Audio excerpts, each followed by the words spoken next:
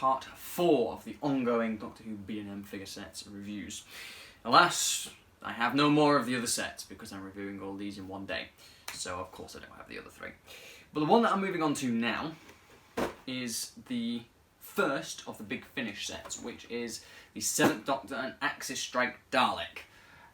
You can see that there is no backdrop. That's because I bought this 2 weeks ago, cut out the insert and stuck it into the display. So if you want to know what the insert of that looks like, it's in the 8th Doctor figure set. So this is the first of 3 Big Finish sets. Character Options went and did 3 sets based on 3 stories from Big Finish, and they were all Daleks. Now this in itself was something that we never ever thought we'd ever see, which I'm saying quite a lot in these videos, but there you go. We didn't ever think that Big Finish and Character Options would do crossovers. They've done stuff to do with the comic books before, and they've done the real-time 6th Doctor, but that was a BBC animation production along with Big Finish. So to actually have figures based on Doctor Who stories is quite nice.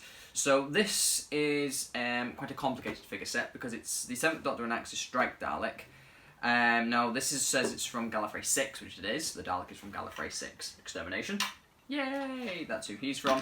But this little Doctor was never in the Gallifrey series. So this is just a standard Big Finish 7th Doctor, apparently. There were limited edition sets. You can hear a really fast car outside the window. Okay, he's gone now. So there were limited editions, 150 sets that released on the Big Finish website, and I unfortunately didn't pick them up. And the only difference they had was a Big Finish sticker there, and a couple of differences on the Daleks and the Doctors, which I'll explain in the video because I've seen other people's pictures. So we will move over to the review table and have a look at my first new series Dalek, technically, and a 7th Doctor figure that I made a custom of before this was released. Didn't do the legs though. I'm too lazy with legs. So in the overview, you saw me explain that this is one of the Big Finish sets, and it is one of the Big Finish sets, and it's one of the nicest Big Finish sets that they've got. I think this is kind of the middle in between. I actually think I prefer this Dalek to the other ones, but I prefer the 8th Doctor to the other Doctors. So these are the 2 figures.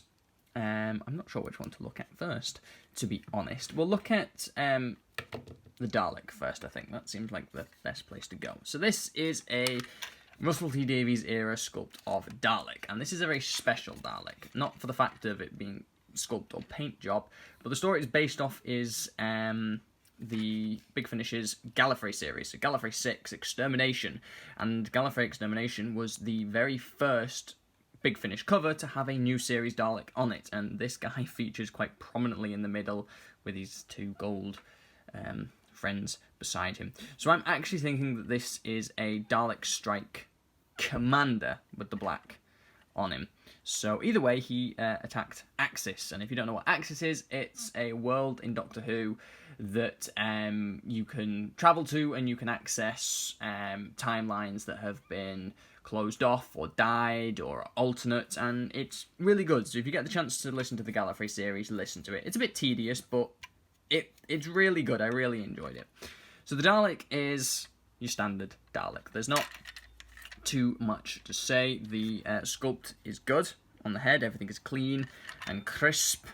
And this is the first thin new series Dalek I've had that wasn't an eye inside, and I really, really like it. The eye stalk is nicely done. You can kind of see the inside where his eye bit is. That's all sculpted nicely. The neck mesh and the girders, the solar slats, the bolts, they've actually been painted silver to contrast with the gold band around here, the wash, the little baubles with the thin casing where they attach, and the base with all the little bolts and all that kind of stuff. The gun is really nice. It's nice and thin and crisp and point, and the sucker arm, I think, is a little bit bent, but that's fine because it's still sculpted really, really nicely. You can see the 2 the 3 levels of the sucker, and then that little piece that I've never noticed on the actual prop before. But it's really nice.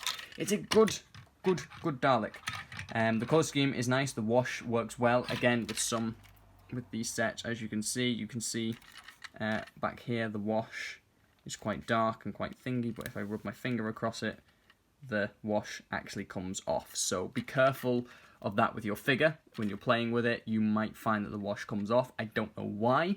For whatever reason, character options have used a removable wash on most of the things, from the 3rd Doctor's TARDIS from the Time Monster set to these Daleks that are in this. So just be careful of that.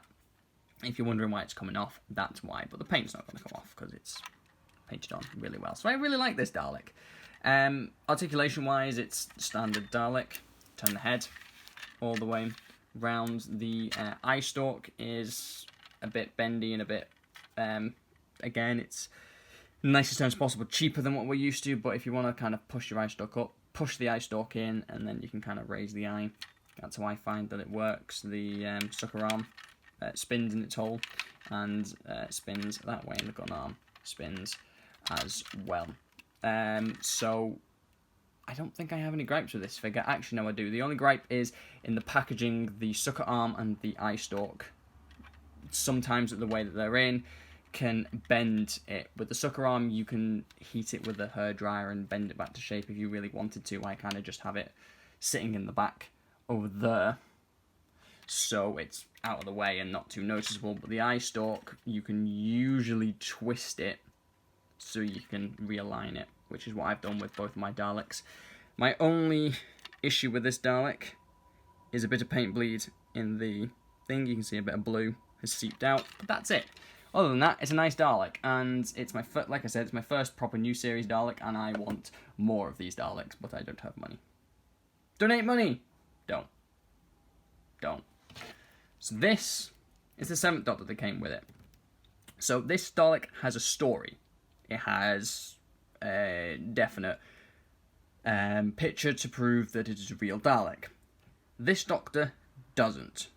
Now, this Doctor is the 7th Doctor, of course, and he is very heavily based on his TV movie counterpart, with the light brown jacket and the dark jumper and the tie on the inside and the checkered trousers. However, because they'd have to resculpt it a little bit to make a proper TV movie 7th Doctor, this is a 7th Doctor from Big Finish. So any Big Finish stories that you're listening to, he will have this outfit in it. So I'm going to assume that when he changed over his TARDIS console to be the 8th Doctor's TARDIS console, that's when he changed his outfit. And yeah, it's probably the black and white TARDIS stories is when he probably started wearing this. And if you don't know what that is, it was a Big Finish story where there were 2 TARDISes. One was black and one was white, and it was really confusing, and it had Fenric in it.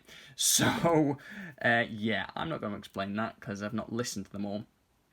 But that's where I think he's from. This is kind of like the middle of his era. So the sculpt is really nice. You can see it's Sylvester McCoy. And for a B&M set, the paint applications in his face are really good. Probably some of the best paint applications we've had.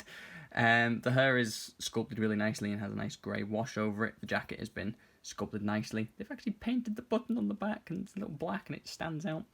So you can see the pockets have been sculpted. The chain's been sculpted really nicely. His tie's been painted really well with like a zigzag pattern, and his jumper looks really good in red. You can really see the creases and wrinkles. It looks so much better than the question mark, but the question mark is the best one. He's got his other handkerchief hanging down here, which I think was like a woman's head thing. And his hands have been sculpted nicely to hold his umbrella, which he doesn't come with.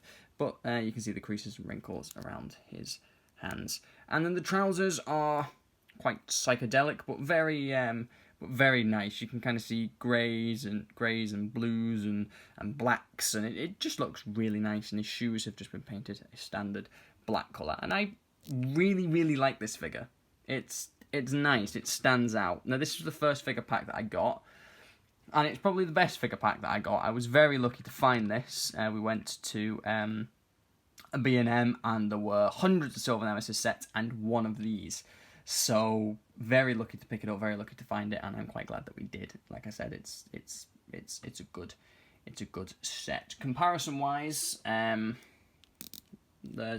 a 7th Doctor to 7th Doctor. You can see paint application wise they're really good, but you can see just how good the B&M one actually is, and you can see differences in the jumpers and just how much of an impact these changes make. And this Doctor has a silver umbrella. I customised that, and I think that would kind of fit in well with him if I really wanted it to, but no, it stays with him. And then I haven't reviewed it yet, but just a quick comparison. There is the Dalek Interrogator Prime, so you can see it compared to its other one. And then here is Chunky Dalek Sec. These are the Daleks I'm used to. There's Chunky Dalek Sec, and you can kind of see the differences between them there. So this is quite a matte colour scheme, whereas Dalek Sec's quite a glossy colour scheme. But we don't care about Dalek Sec, and we don't care about him just yet. Sneak preview. But there you go. Oh, my alarm went off. That is embarrassing, but it's for lunch, which is somewhat more embarrassing, I guess. But there you go, that's the figure set. The 7th Doctor and Axis Strike Dalek. And it's a good set. It's a good set. And my final thoughts on the first Big Finish collector set. It's a good one to start off with.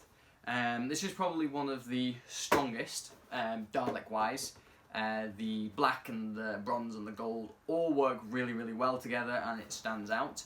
It's a good way of getting people into Big Finish because they kind of promote themselves on the back, so people that are just buying these for the Doctors and the Daleks can see that there is actually a new horizon of Doctor Who that they may never have experienced before.